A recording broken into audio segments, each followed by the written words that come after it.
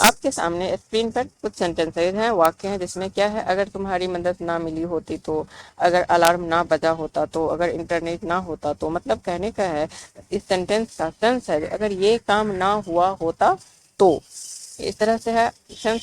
तो इस तरह के सेंटेंस को बोलने के लिए हमें क्या चाहिए, had it not been, had it not been.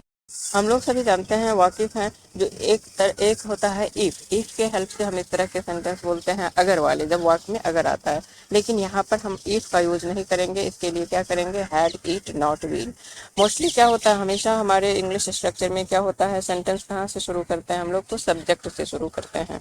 Unbelievable. आगे बढ़ने से पहले इस वीडियो में मैं एक रिक्वेस्ट करना चाहती हूँ, जो प्लीज़ वीडियो को टाइम दे करके पूरा देखिए, छोटी सी ही वीडियो होगी, और हेल्प कीजिए। चैनल मेरा पेड हो गया है, फ्रीज हो गया है, ग्रुप में शेयर कीजिए जहाँ ऑडियंस हो, देखने वाले।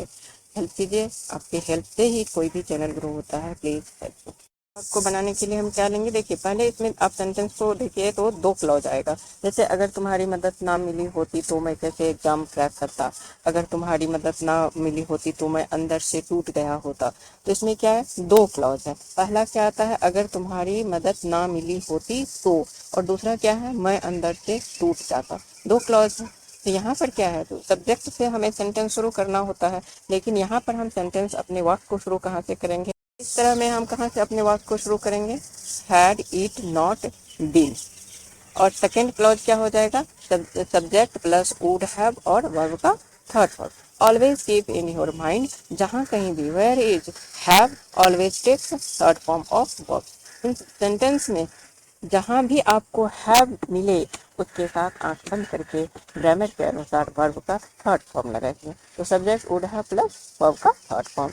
और शुरू कहाँ से करेंगे, हैड इट नॉट बीन। चलिए आगे बहुत दो चार एग्जाम्पल से समझते हैं और कॉन्सेप्ट को क्लियर करते हैं। सेंस क्या है, मीन्स अगर कोई काम ऐसा ना हुआ होता, अगर तुम्हारी मदद ना मिली होती तो मैं अंदर से टूट जाता। टूट जाता मतलब वुड का हम लोग स्ट्रक्चर ले रहे हैं, वुड हैव और थर्ड फॉर्म। अगर ये काम ना हुआ होता, अगर आप मदद ना किए होते तो चैनल ग्रो ना हुआ होता, अगर आप मदद ना किए होते तो चैनल ग्रो ना हुआ होता। मतलब ये सेंस है, आप सेंस समझिए। तो अगर मदद ना मिली होती, कहाँ से शुरू करेंगे, स्ट्रक्चर क्या है हमारा, had it not been, had it not been for your help I would have broken down inside.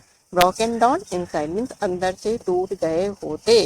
Had it not been for your help I would have broken down inside. अगर ऐसा ना हुआ होता तो ऐसा हो जाता।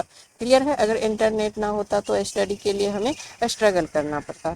तो same, had it not been for the internet, आप स्ट्रक्चर में ही इंक्लूड कर लीजिए, had it not been plus for, had it not been for the internet we. यहाँ पर सब्जेक्ट क्या है, प्लूरल वी है, we would have struggle for the study, या वुड हैव और स्ट्रगल का थर्ड फॉर्म। यहाँ पर कुछ नहीं, सब्जेक्ट क्या है जो उसके अकॉर्डिंग हमें हेल्पिंग वर्ब डालना है। सब्जेक्ट हमारा कुछ भी रहे, उसके साथ क्या चिपकाना है, वुड हैव और थर्ड फॉर्म ऑफ वर्ब। लेते हैं, अगर अलार्म ना बजा होता तो मेरी ट्रेन मिस हो जाती। Had it not, had it not been for my alarm, for my alarm I would have missed the train, I would have missed the train. आप क्या गौर करते हैं, तो हिंदी का जो वाक्य है उसमें दूसरे क्लॉज में क्या होता है, देखिए मैं समझाने की कोशिश कर रही हूँ। अगर तुम्हारी मदद ना मिली होती, अगर आपकी गाइडलाइन ना मिली होती तो मैं इंग्लिश नहीं सीख पाता, या तो हैड इट, यहाँ पर क्या, अगर आपकी मदद ना मिली होती तो मैं इंग्लिश नहीं सीख पाता। तो दोनों सेंटेंस में नेगेटिव सेंस आ रहा है, लेकिन यहाँ पर नॉट कहाँ आएगा, तो फर्स्ट क्लॉज में आएगा। Had it not been your guidance, have it not been your guidance I would have learned English. Second clause में हमें क्या है, तो निगेटिव सेंस के लिए कोई नॉट नहीं डालना होता है, सब्जेक्ट और वुड हैव के साथ वर्ब का थर्ड फॉर्म लगा देना होता है। और फ्रैंकली सभी को रिवाइज कर लेते हैं, मीन्स प्रैक्टिस कर लेते हैं, because practice is the weapon for everything, not only English. Had it not been for your help, I would have broken down inside. अगर मदद ना आपकी मिली होती तो मैं अंदर से टूट जाती। Had it not been for the internet, we would have struggled for the study. Study के लिए स्ट्रगल करते अगर हमें इंटरनेट की सुविधा नहीं होती। या had it not been for my alarm, I would have missed my train. अगर अलार्म ना बजता तो मेरी ट्रेन छूट जाती। It not been your guidance, I would have learned English. Yes guys, इस तरह के सेंटेंस को हम स्पीकिंग में लाते हैं, बोलने में लाते हैं, राइटिंग स्पीकिंग में। Had it not been subject plus would have plus verb का थर्ड फॉर्म। इसमें दो क्लॉज होते हैं। फर्स्ट क्लॉज कहाँ से शुरू होगा, तो हैड इट नॉट बीन से शुरू होगा, और दूसरा क्लॉज क्या हो जाएगा, सब्जेक्ट वुड हैव और वर्ब का थर्ड फॉर्म।